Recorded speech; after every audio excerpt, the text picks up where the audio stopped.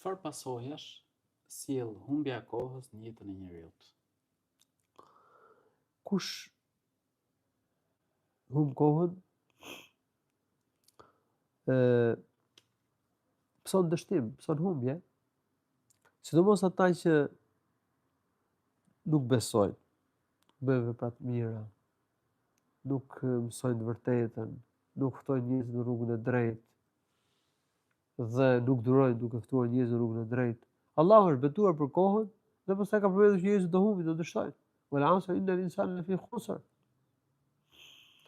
Illa alladhina amanu wa 'amilu s-salihat wa tawasaw bil haqqi wa tawasaw bis sabr.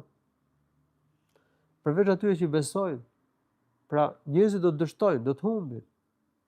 Përveç atyre që besojnë, që kryejnë vepra të mira, që këshillojnë njëri tjetrin për të ndjekur të vërtetën dhe këshillojnë e porosisin njëri tjetrin për të duruar.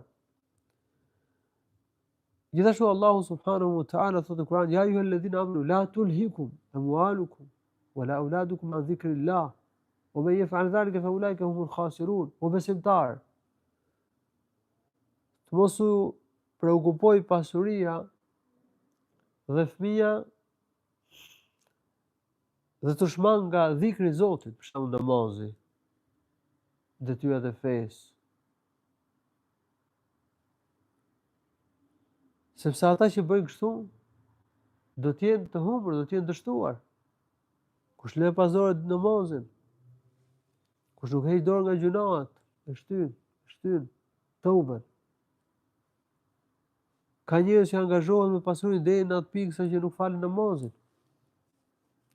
Të kujdesni për fëmijët është udhëzimi i fesë. Kujdesni për fëmijët, t'ua duan të mirë fëmijëve, tregojmë mëshirë për ta. Por jo deri në atë pikë sa që njeriu të loj pas dore namazin, të loj detyrat e fesë, bjen gjunahe.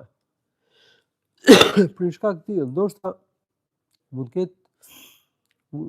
ketë njerëz që lën namazin, lën fen, se thonë kam shumë angazhime, kam shumë punë.